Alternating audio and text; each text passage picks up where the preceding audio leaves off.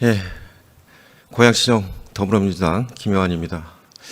24년도 노벨 경제학상을 받았던 아세 모글로 로빈슨 존슨 교수는, 이 세 박사는 포용적 정치 제도와 포용적 경제 제도가 함께 만났을 때 경제 성장의 길이 열린다고 그랬습니다. 그걸 역사 제도학적으로 증명을 해내면서 노벨 경제학상을 받았습니다. 덧붙여서 권위주의적 독재적 시각에서 이 정부를 운영하면 그 경제 성장은 할 수는 있지만 오래 지속되지 못한다는 결론까지 함께 내리고 있습니다. 대한민국이 12월 3일 이후에 민주주의 위기를 맞았습니다. 그 고스란히 경제적 여파를 우리 민생이 얻어맞고 있습니다. 중소기업, 소상공인, 자영업자, 내수, 소비 추락으로 위기를 겪고 있습니다. 그 경제적 손해를 과연 누가 보상을 해야 될까요? 그 여파를 누가 메워야 되겠습니까? 저는 윤석열 정부에서 몸담았던 국무위원들 모두 책임 있지만 마지막 순간까지 국무위원을 붙들고 있는 순간까지 그 책임에서 자유롭지 못하다고 생각합니다. 우리 경제부총리께 질문 드리겠습니다.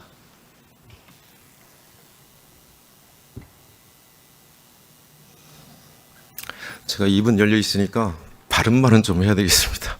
네. 잘 들어주시기 바랍니다. 그리고 뭐 그때그때 답도 자유롭게 해주시면 됩니다. 아까 예비비 얘기가 좀 나왔는데, 저희가 2.4조 원 감액시켰죠. 총액이 4.1조 원이죠. 2차원인 계시지만 과거 평균 3년 평균 감액으로 처리한 예산이 얼마죠? 이거보다는 많습니다. 3년 평균은. 그래서 마치 이게 4.1조 원 때문에 마치 민주당이 민생을 망치고 경제를 망치고 이런 과도한 해석은 좀 위험하지 않겠습니까? 네? 안 그렇습니까? 뭐 그런 측면도 있습니다. 근데 이제 재해재난과 관련돼서 제가 그때 말씀드렸죠. 그러면 1.6조 재해 목적 예비비 남아 있죠? 네네. 그 지출 계획은 지금 짜져 있습니까? 1.6조 중에서 한 5천억 정도는 지금 선거 때문에 지금 저희다 써야 되는. 선거는 그쪽에서 만든 거 아닙니까? 아니요, 제 얘기는. 네? 그러면 아니고 그거는 지금, 추가적으로 저 의원님.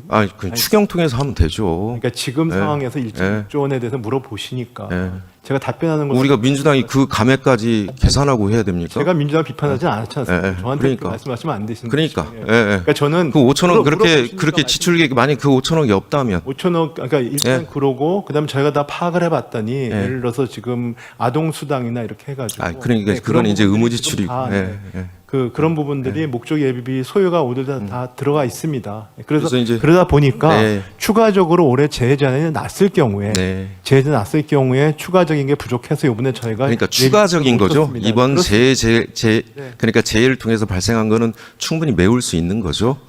추가적으로 재해, 예를 들면 여름에 홍수, 태풍 이런 거에 대비해서 추가적으로 목적 예비비 1조 원 올리는 거죠. 여기 기존 지금 예산 예비비가 아니고 각 부처로 녹여 넣지 않았습니까? 그 금액이 비슷하니까요. 지금 예비비 가지고 이번 재해까지는 할 수 있었다고 볼 수 있는 것이죠. 알겠습니다. 알겠습니다. 그러니까 그거는 일반 회계에서 지금 1.4조 넣은 거고, 소방 헬기 아까 말씀하신 소방청장님, 우리 예결위 개수조정 때 국회에서 소방 헬기 도입해야 된다고 그렇게 얘기하지 않았습니까? 그 정부 예산안에 반영 안 돼서 온 거잖아요. 안 그렇습니까? 예, 지금 현재 그리고 잠깐만요. 우리가 예산 뚝 내려주면 완제품이에요? 소방 헬기가? 바로 도입합니까?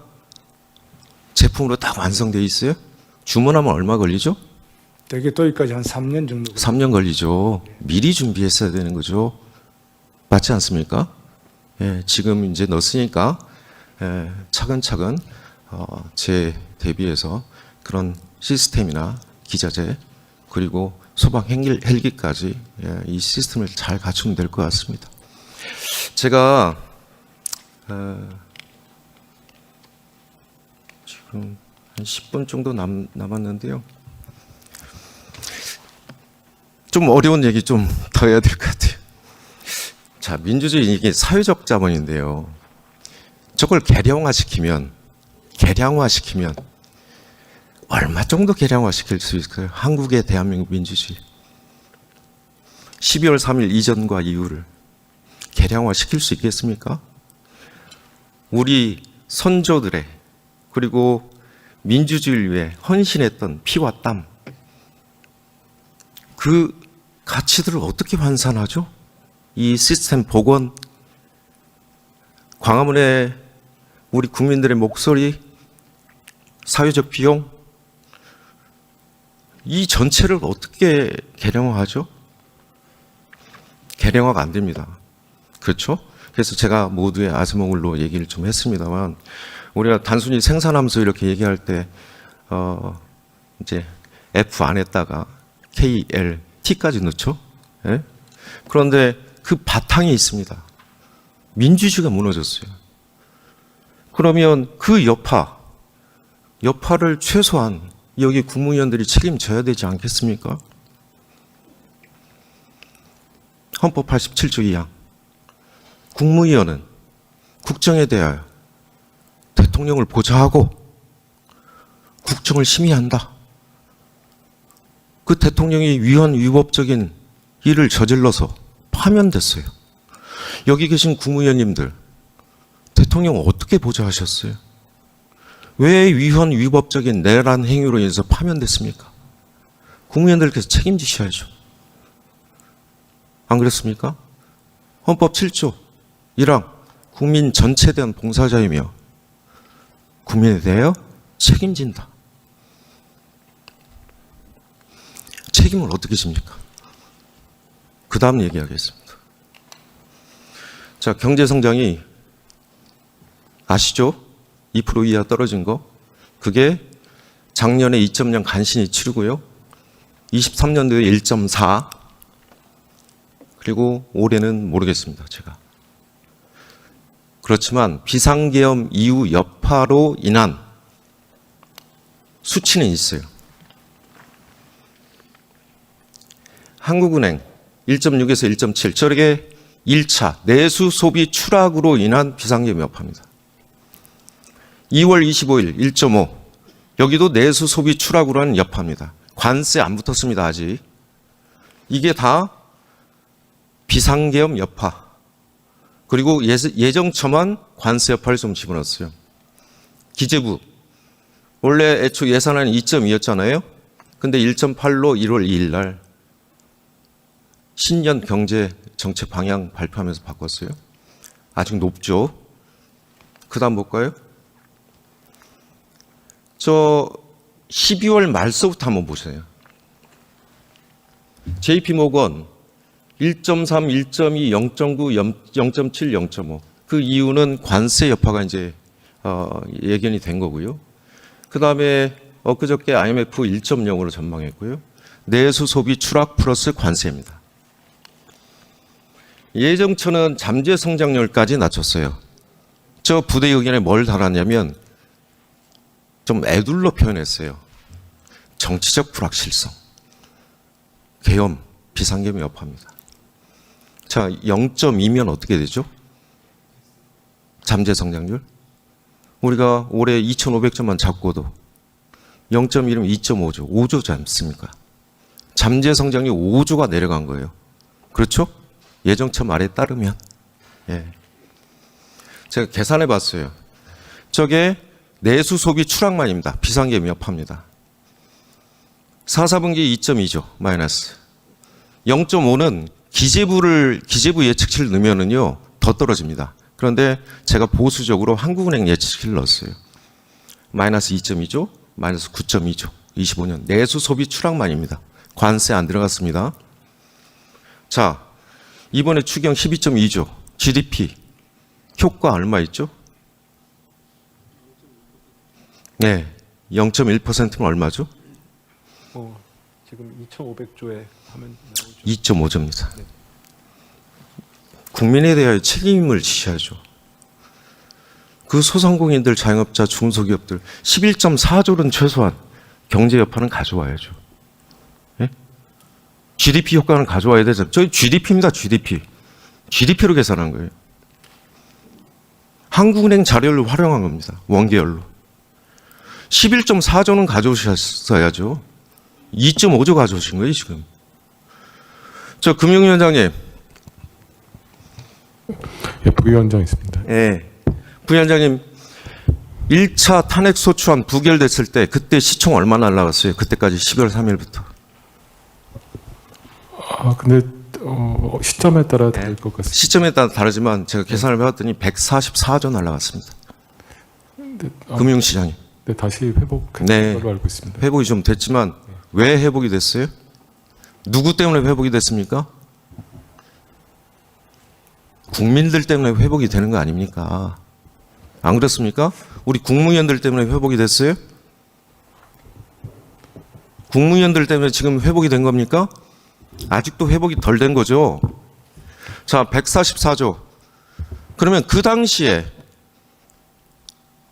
피눈물이 여린 그 돈들이, 주식 투자자 서민들 돈들이 그 시총 때 다 나가 떨어졌습니다. 최소한 죄송하다고 얘기는 해야 되지 않겠습니까? 비상계엄 여파입니다. 시장이 단계적으로 좀 많이 반응한 측면도 있는 것 같습니다. 그때 손해본 사람들 어떻게 책임지시려고요? 최소한 사과는 하셔야지. 안 그렇습니까? 자, 지금 이제 추경하자고 그때가 언제냐면 보이십니까? 한 12월 달인 걸로 같은데. 지금 조기 집행하자고, 신속 집행하자고 기재부 얘기했었지 않습니까? 이 수치 한번 보세요. 24년도가 3월 누적으로 41.7%입니다. 집행률이. 25년도 41.7%. 차이가 없어요. 작년하고. 금액은 조금 늘었습니다. 네. 지출이 늘었으니까 그 정도 한 거죠. 그만큼 경제 규모가 커지고 GDP가 커지니까 금액은 절대량으로는 늘죠. 그래서 상대적으로 비교해야 되는 거죠. 안 그렇습니까? 제 말이 틀려요? 의원님 말씀하셨는데 한 말씀만 올릴까요? 네, 그렇게 하세요. 아까 12조 규모라 했는데 올해 0.1%포인트는 올해 규정한 효과이고요. 그러니까. 네, 그다음에 두 번째는 기획재정부가 저희 돈을 쓰는 게 아니고 국민의 돈을 쓰는 것입니다. 물론 아까 말씀 그다음 얘기할게요. 개헌이나 그래서. 이런 효과에 이런 그래서. 국민 책임을 말씀하시니까 그래서 얘기할게요. 저희가 재정의 어떤 재정의 지출은 과연 어떻게 국민 경제에 영향을 주느냐를 고민을 해서 저희가 가져온 것이지 저희가 책임을 안 지기 위해서 작은 추경을 가져왔다는 식으로 말씀하시는 거는 알겠습니다. 좀 동의하기 어렵습니다. 아까 지속 가능성, 재정의 지속 가능성, 건전성 얘기하시던데 23년도 56.4조 세수펑크 내셨죠? 지출 그때 얼마 줄이셨어요? 28조 줄이셨습니다. 28조. 총지출 줄이셨어요. 그때 국토부 장관님, 도시주택기금, 교통시설 특별하게 또 얘기 드립니다. 예? 안 줬잖아요. 줄 거. 안 그렇습니까? 종합 계정으로 네. 그 다음에 24년도 총지출 또 줄였어요. 19조 정도 줄였어요. 자, 저게 만약에 지출이 그대로 이루어졌다면 관리재정 수주와 국가부채 변화가 있었겠죠. 그렇지 않겠습니까? 저희가 세입에 대한 세수의 추정에 대한 오류가 있었던 건 저희가 인정을 합니다. 네. 그렇지만 그런 범위 안에서 저기 국민들한테 약속한 정부 지출을 하기 위해서 관리재정 수준을 일부 아니 어떻게 약속을 했어요? 총지출 약속을 저렇게 하셔놓고 28조 19조 이렇게 줄이고 외편기금, 도시주택기금, 교통시설 특별하게 다 갖다가 돌려막기 하신 거 아닙니까? 그렇게 하는 것은 저희가 총 지출을 갖다 맞추기 제가 그걸 얘기하려고 하는 게 아니고요. 올해 세수펑크 얘기하려고 그러는 거예요. 올해 세수펑크. 저 차관님 들으셨죠? 제 무당 같은 발언. 작년에 32조 펑크 난다고 말씀드렸고 30.8조 세수펑크 냈어요. 그때 결산 때입니다. 이 자리. 올해 40조 플러스 알파입니다. 40조 플러스 알파. 다음 차기 정부에 이 정부가 세수펑크 낸 겁니다. 국토부 장관님. 올해 교통시설 특별회계 도시주택기금 또 안 나간다면 이 정부에서 만든 겁니다. 자기 정부가 만든 거 아닙니다. 네, 마지막으로 한 말씀 드리겠습니다. 그 세수 부분에 대해서 여러 가지 것 때문에 저희가 뭐 하방 위험이 분명히 있는데 지금 위원님이 말씀하시는 건 올해는 뭐 그렇게 맞지 않을 것 같습니다. 네. 네, 그러니까 올해는 특히 올해는 뭐 보시죠. 네, 네. 아니 그때 제가 맞지 않다고 그러지 않았었습니다. 마지막까지 지켜보시라고 왜 격려 안 하시냐고 저한테 뭐라고 하셨지 않습니까? 맨날 뭐라고만 하고 격려도 안 해준다고. 예, 예, 김영환 의원 정리해 주시죠. 네. 네. 네, 김영환 의원님 수고하셨습니다.